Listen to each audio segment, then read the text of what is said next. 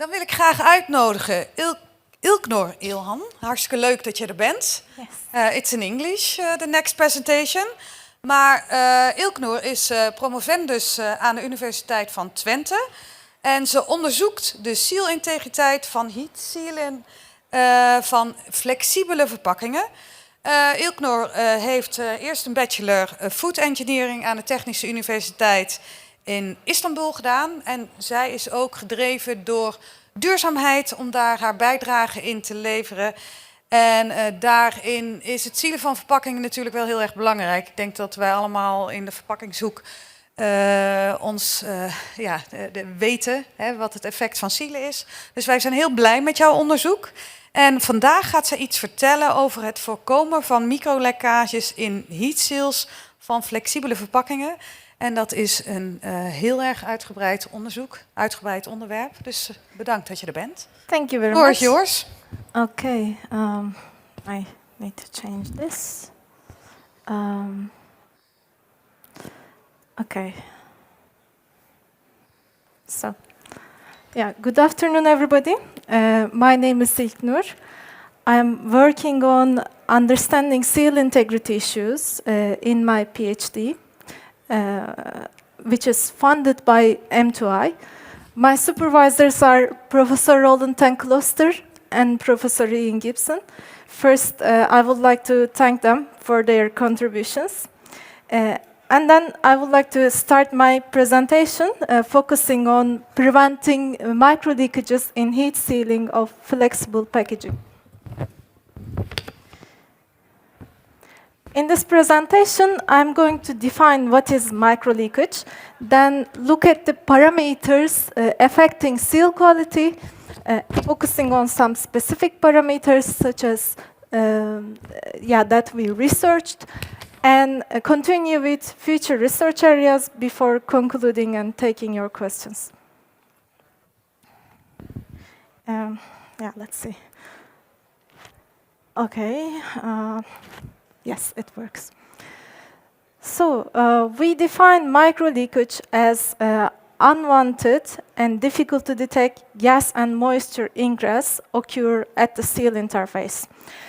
They are related to heat sealing issues, which often seen around the wrinkles, corners and folded areas, at easy-to-open packages and contaminated seals. Although majority of seal integrity issues are solved by manufacturers by changing time, temperature, and pressure, microleakages still cause problems, especially in modified atmosphere packaging, and negatively affect the product quality. So to understand the reasons behind microleakages, we first mapped out the parameters affecting seal quality with a literature review. As you can see, beyond time, temperature, and pressure, there are many other interrelated parameters that might be connected to seal integrity problems. And besides, some of those parameters are not well studied, and in our research we try to focus especially on these gap areas. And I would like to show you some examples of what we did, starting from solid particles. So solid particles can contaminate the seal area, especially while packaging powdery products. And the size of contaminant particles change based on product type. For example, when we contaminate the seal area with different food particles, such as ground coffee and powdery sugar, smaller sugar particles influence the seal quality more drastically. Because small particles covers more surface at the same contaminant density and prevent contact between two film layers. This shows, for example, the backlash of fine dusty particles during filling needs to be eliminated to create a secure seal. As next, we examine the relationship between different parameters, such as the melt flow index of material and solid particles. So how? If we take polymer blends having the same composition, but different melt flow indexes, and contaminate them with solid particles, and then measure how much leakage is observed, we see that the sample with highest melt flow index shows the lowest average leakage, which means high melt flow index helps filling the gaps around contaminant particles and prevent the leakage. Okay. However, the seal strength of the same sample is also the lowest.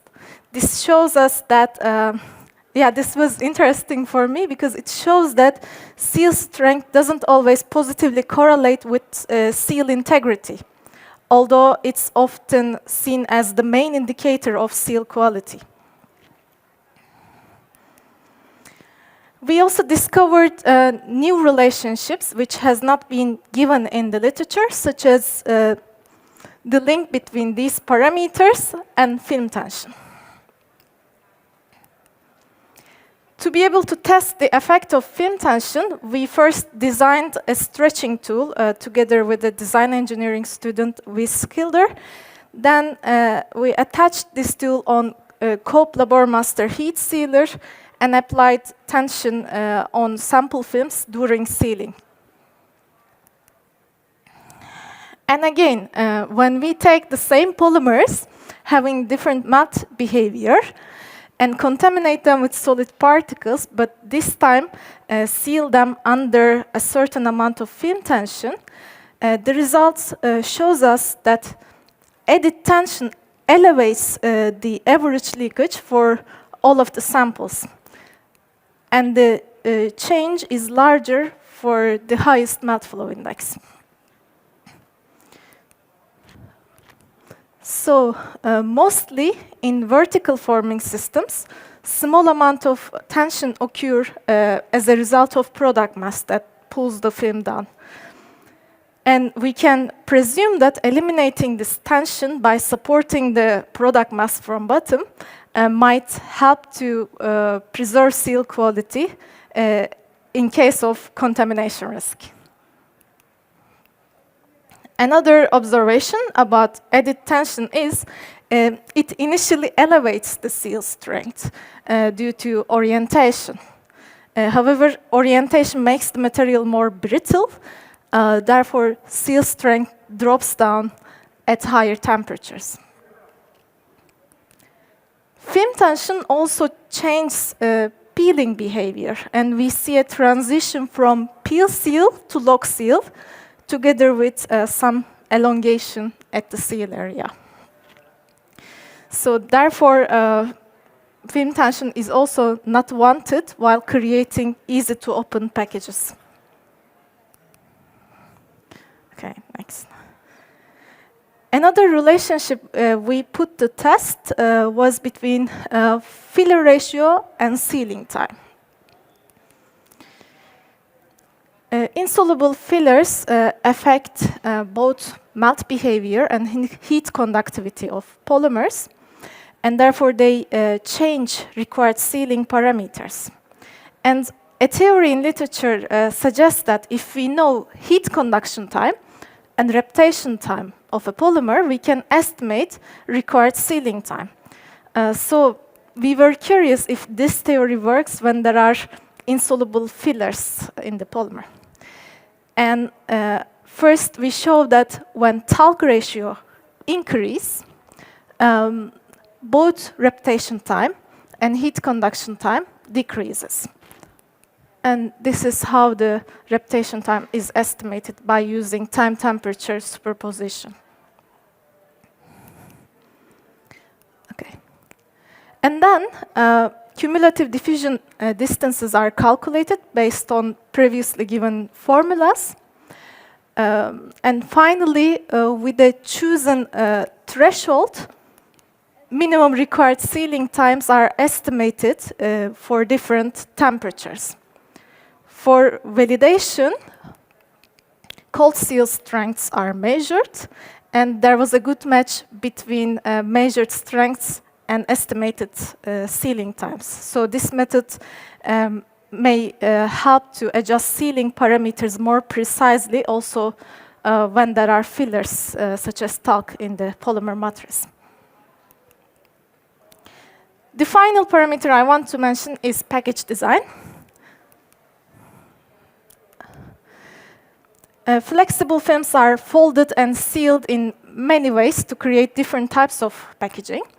And this process leads to layer jumps and critical regions such as corner, lap seal, gusset, and fin seal.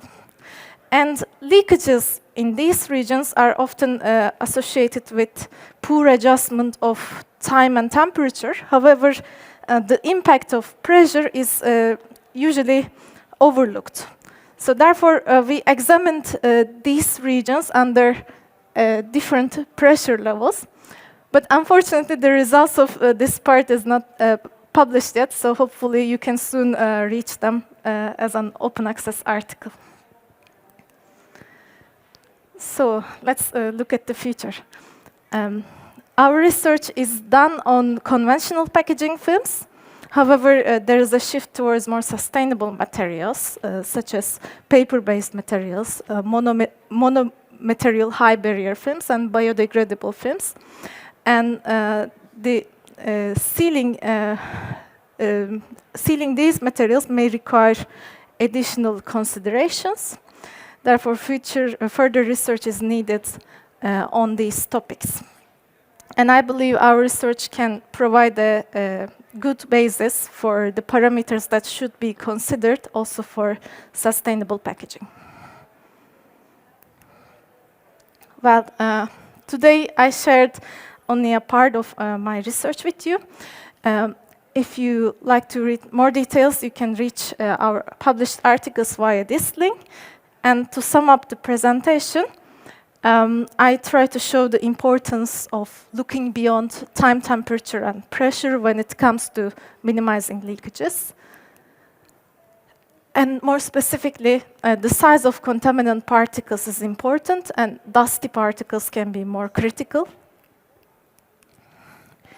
And if contaminants are not avoidable, high melt flow index and eliminating film tension may help to preserve seal quality.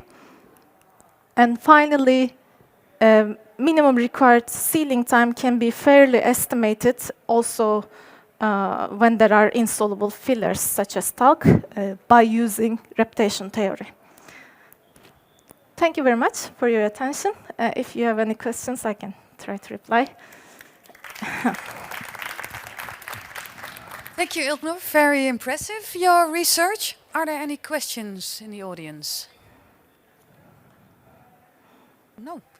I actually do have a remark. I find it very concrete recommendations you have. Is this already being picked up in the industry, for instance? Like avoiding this pressure, and it's quite concrete. No, not yet, but our results are published. Yeah. So hopefully in the future Okay. they will be. And how long is your research still continuing? Right now I'm finishing my PhD, so it's been continuing since 3.5 years. Yeah. So you're finished now? Yes. Congratulations. Thank you very much. Okay. Any other remarks? Okay. Yeah. The back.